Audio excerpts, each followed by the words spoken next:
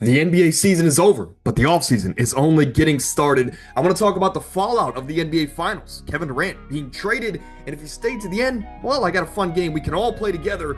But as always, drop a comment down below. Let's get into it.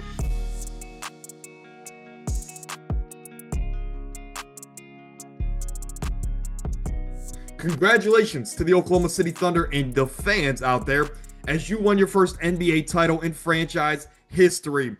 This team was historic for a multitude of reasons, but if you want the main ones, I'm going to give you them on the left side of your screen now. Only 3 teams in NBA history have won 84 or more games in a single season. That it was the 95 Bulls, the 96 Bulls, again, led by Michael Jordan, Scottie Pippen, etc., and now the 2024 Oklahoma City Thunder. They did this, and this is why it's probably more impressive than the other teams. They did this despite being the youngest team to win the NBA Finals ever. The Thunder were historic from a team perspective, but how about it on an individual perspective? Shai Gilgeous, the best player on the team, the MVP of the league, had one of the best individual seasons ever. He was the scoring champ. He was the MVP on a 68-win team, eventually an 84-win team. He was the Western Conference Finals MVP, NBA champion, and again, Finals MVP. I mentioned that just a moment ago as well. So Shai, on an individual aspect, had a historic season. A season that only 4 players in history can say that they did the same. You see it on the top left of your screen. The players to achieve practically the same of what Shai just did: Michael Jordan, Shaquille O'Neal, and Kareem Abdul-Jabbar. When you're in any conversation with those 4 names or 3 names, you're doing something right. So shout out to Shai, historic season, and I think whether if you love him, you hate him, you have to acknowledge the greatness that he displayed this season. It's great for the game of basketball that a smaller market is as dominant as they are, and this is a guy that is no doubt a top 5 player in the game today. But what's next for the Oklahoma City Thunder? Can they get back to the top of the mountain? That's the big question. And unlike previous champions like the Celtics, the Nuggets, and previous champions before, they are built to win now and in the future because they're only going to get better top to bottom. From a continuity aspect, from an experience aspect, this is a team that's only going to get better and more prepared for these big time moments. So it is scary to think that this is a team that has the 6th most cap space in the NBA. They're going to be able to bring back this entire roster next season. And at any point in time, with all the draft capital that they have, they can make a big time splash to get that extra punch whenever they may please, because they have 15 or 20 valuable draft picks the next couple years, despite having the roster that just won the NBA Finals. This is a scary situation, and you have to give all the credit, all the flowers to their GM in Sam Presti. This is a situation that you find yourself in only in video game, realms, right? If you play 2K, this is a My League kind of situation. The Thunder have done everything perfectly. The cards have fallen all in their way, in their favor. And this is a team that we could be seeing the next NBA dynasty. Now, is that going to happen next season? Will they repeat? Unlikely. We haven't had a repeat champion in the NBA in 7 NBA seasons. So I don't think they win it next year, but this is a team that is sure going to be in the mix. They might be the number 1 seed yet again, and they are going to put up a fight against anybody that decides they can overcome this Thunder team in a 7-game series. But I will close it off by saying this, because there's not many negatives you can say about the current situation of the Oklahoma City Thunder franchise. I'm a Cavaliers fan. Not was, I am. And I understand the feeling of seeing your team win their first ever NBA championship. It's a special feeling. So for you Thunder fans out there, I'm happy for you. Even though it wasn't my team, I always love seeing teams win their first. So again, shout out to you Thunder fans. It's a special feeling. But in about a month or 2, you're going to be itching for that second one. And unlike my Cavaliers team at the time, this is a team that, with the fact that they're only going to get better over time, I could see them rattling off 2 or 3 championships with this core. But again, a lot of things got to fall right, and they got to stay healthy. Regardless, Thunder, I can't wait to see what they do in this offseason, because though they are complete, they have the capability, they have the flexibility to get even better. But now let's shift our focus to the flip side. The loser, which I've also been on this side many, many times before with LeBron James leading my franchise, the Indiana Pacers. This is a team that, unlike the Thunder, doesn't have the best situation going forward for a multitude of reasons. This is a team that you're below league average as far as how much cap space you have going forward. You have pending free agents like Miles Turner and Ben Mathurin. I have no doubt in my mind that Ben Mathurin will be back for this team next year, especially with the guy we'll talk about in a moment and his situation. Now, Miles Turner is an interesting case because this is a guy that has been a franchise pillar. Some would say a franchise legend, but the way that this guy disappeared so many times in the postseason, I think you have to entertain the idea that he might not be here next year for the first time in his career. He's been in trade talks for the last 7 years, and I think if he goes into this offseason and he asks for a big time contract, you might want to look a different direction.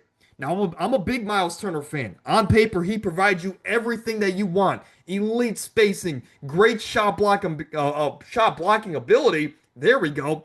But this is a guy that doesn't rebound the ball. He's not aggressive enough. And this is a guy that disappeared many times in the postseason. So you might look at your roster if you're the Pacers and saying, we might not want to pay him $30 million a year. We can get that value elsewhere and for a lot cheaper, right? So for Miles Turner, I'm interested to see his offseason. If I had to bank money on it, I think he's back with the Pacers because he's just been there his entire career. But I wouldn't rule out the idea and the possibility that he's playing elsewhere due to what he may ask for this offseason.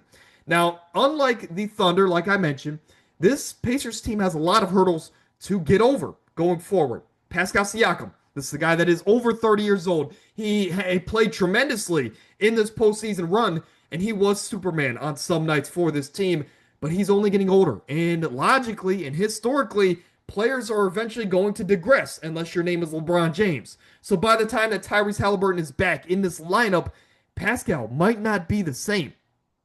Speaking about Tyrese Halliburton, playing through a calf strain, after hitting 4 buzzer beater shots, leading this team to heights that they haven't seen in years, and after overcoming the overrated allegations, this is a guy that played through a calf strain in Game 7 of the NBA Finals and tore his Achilles. He's going to be out all of next season. And look, I'm a big Tyrese Halliburton fan. I've been on this train since Sacramento. But to see a guy of any caliber go down at this stake of the NBA season, it's heartbreaking. Now, when you think about it on a personal aspect, this is a guy that worked his entire life to get to the biggest stage, a place that he only could dream that he would make, and he goes down with an injury. He's not even able to help his team in the biggest moments. That's heartbreaking. That's heartbreaking, whether if you're a fan of him or not. But for Tyrese Halliburton, you're out all of next season. And by the time you're ready to come back 2 years down the line, this roster may not look the same. And if it does look the exact same from a name perspective, the talent might not match what it was, just what we saw in the last couple months. So Tyrese Halliburton will be coming back to pretty much a completely new situation. This roster might not be ready to compete ever again under Tyrese Halliburton, at least not with these current names around him. It's not as glamorous of a situation to be in if you're the Pacers compared to the Oklahoma City Thunder.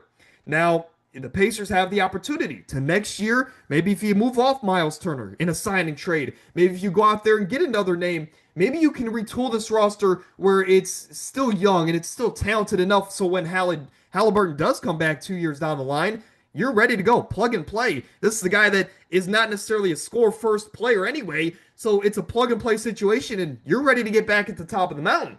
But if you just come back with the same exact roster next year without Tyrese Halliburton, I just think that you're going to be a first-round exit. And honestly, I think that's going to be your ceiling if you're an Indiana Pacers fan. The only thing I could say that there's no positives. I'll say this, okay? Let me clarify. There's no positives in this situation. I think this injury to Tyrese Halliburton opens the door to see another crazy underdog story next season. Right? We still have the Knicks and the Cavaliers. They're going to be the top dogs. And I so hope that my Cavaliers can make that push. But I think this opens the door for a Magic to make a magical run. Milwaukee on the back of Giannis being Superman to make a run, etc., etc. Maybe the Pistons with their youth can make a run like the Thunder. That opens up the door for a lot of exciting opportunities. But at the end of the day, Pacers get well soon, Halliburton. And it was an incredible watch to see Cinderella make it this far. Now, Houston, we don't have a problem We have Kevin Durant, the Durantula, the Slim Reaper, whatever you want to call him. I think if you're Houston, you cannot be mad in the slightest about this recent trade. Getting a guy that you're bringing into a roster that has the defense, the playmaking, and the well coaching. You're asking Kevin Durant, who is a Hall of Fame first ballot level player, arguably a top 10 player to ever touch a basketball, to have the simplest job ever. Score the basketball. Be our closer and just be a veteran mouthpiece. That's what Kevin Durant has done his entire career. And again, the Rockets are going to make his job as easy as possible, or I guess as simple as possible, right? Because Kevin Durant's going to have a lot of tough defensive assignments. But on the flip side, we'll come back to the Rockets in a minute. If you're the Suns, it's a bit perplexing because on one hand, sure, you needed to get Kevin Durant off the team. He didn't want to be there, and you don't want to let him go for nothing. So any return is a good return if you're the Phoenix Suns. But with that being said, Jalen Green, his fit next to Bradley Beal and Devin Booker, it's too much, right? You just have three of the same mold of player, all at different levels of how great they are on the court. But still, it's not a fit.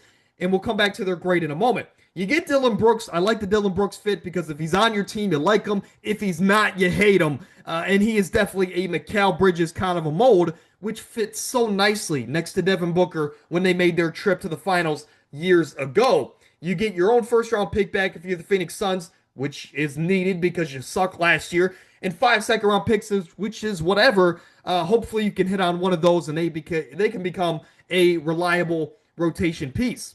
But for Jalen Green and the Suns' grade in this trade, I go incomplete because there's rumors that they want to go out and trade this guy to another team. And if he is technically going to get traded again, this trade won't get finalized until Jalen Green is on another roster. So as of right now, I give the Suns an incomplete grade. If this is how they're going to ride out with this roster next season and they don't decide to move Jalen Green, this is going to be a C at best for the Phoenix Suns. It's just you have too much going on with three of the same mold of players with Bradley Beal, Devin Booker, and Jalen Green. But for the Rockets, this tells me you're ready to go. This tells me you're ready for the moment. You believe in the young pieces you have, and you just needed that extra piece to push for the Western Conference Finals. I like it, man. I think, again, you have the youth on this team with Amen Thompson, Tari Eason, Jabari Smith, Alperen Sengun, who is a first-time All-Star. You also have the veterans, most notably Fred VanVleet and your head coach in Ime Udoka. You get this extra piece. You get the closer in Kevin Durant that you so desperately needed. I just think it checks so many boxes for Houston. I think they're going to be a top 3 seed in the Western Conference next year, all health willing. But again, Kevin Durant to the Rockets, 4th time in his career he's been traded. It's kind of crazy. You could say a player of that caliber has been moved so many times. Before we get out of here, I want to do something I've never had the chance to do. Blind ranking some NBA players. It's been done many times before on other channels and in various parts, but I've never had the chance to do it. And the offseason is the perfect time to start. I always like to do some of this fun stuff in the offseason, so if you have any, suggestions, drop them down below. But also, drop your list down below. Where do you go in these rankings? I'm excited to see what you guys have to say. We're going to do 2 to 3 rounds, so you're not typing out that many names. But let's get into it, man. Austin Reeves, a guy that is coming off of his best career season, 20 points per game, the third scorer, or really the third best player on a Lakers team that was a top 3 seed in the Western Conference. But when I'm doing these lists, I've never done it before. So are we going to get strictly the best players in the NBA, or could we get players like Amani Bates? That's a big range, right? I'm going to expect star to superstar level players. So with that, I guess, in mind, I'm going to have Austin Reeves as number 4 on this list. And hey, for good reason. If we're getting players like Donovan Mitchell, I'm going to have Donovan Mitchell at number 2 because we can get Jokic, we can get Giannis, Jalen Brunson, players of that caliber that I may have above Donovan Mitchell. So I'm going to have Donovan Mitchell at 2. Now, this may be perfect so far, but Victor Wembanyama at 3, I like it, man. A guy that next year will be an all-star, all health willing. A guy that is going to probably win the next 5 Defensive Player of the Year awards. At number 3, I like that spot there. Now, Kyrie Irving. This might be where we went wrong. I don't want to put him at number 5, but we're going to have to put him at number 5. I love Kyrie, right? I'm a I'm a sucker for Kyrie, man, as a Cavalier fan. But Kyrie Irving, I don't think is better than Donovan Mitchell at this point in time. And coming off a pretty serious knee injury, I don't know if he's going to be better than Victor Wembanyama going into next season. So for that reason, I'm going to take a big risk here in round one, and hopefully we get a Giannis, a Jokic, a player of that caliber at number one. We get Jamal Murray. Safe to say, let's go to the next list. All right, we kick off the next list with Victor Wembanyama, and I can see instantly we're going to get a wide range of players, but I'm still going to go three with Victor Wembanyama, and I'm just going to hope that we get some of the upper echelon stars in the league. Victor Wembanyama at three. Again, I love Victor Wembanyama. Jamal Murray, which apparently he loves to be on his list now. I'm going to have him at number four because we could get players worse than him, ideally, like DeJounte Murray. Also coming off a pretty serious injury. So, again, speedy recovery to DeJounte Murray. We had a lot of unfortunate injuries this year in the NBA. A lot of long recovery injuries in the NBA this year. So, speedy recovery to all. But now, DeJounte Murray, you have to go at five. Tyler Hero is just not better than Victor Wembanyama. He has to go number two. And at number one is Jason Tatum. So, if you flop Tyler Hero and Victor Wembanyama, I think this is a perfect list. All right, round three, final round. Let's try and get a perfect five because I haven't done that so far. James Harden at number two or three sounds right. I'm just going to keep killing myself and putting him at number three. I think Pascal's better than James Harden. Of course, such a pivotal part in the Pacers finals Cinderella run. I like Pascal at number two, and Tyrese Halliburton has to go number one. So at number four, who do we have? Jaren Jackson, I can understand the argument why he would be under those guys. And Lauri Markkanen. Honestly, this might be a perfect list. The first one we've had all day. But that's going to do it here for today's episode. We did a lot here, man. We covered the NBA Finals, the Kevin Durant trade, and we even had a game here for you guys at the end of it, though it wasn't pretty. But regardless, drop any comments down below. I get back to every single one. And until next time, get out of here.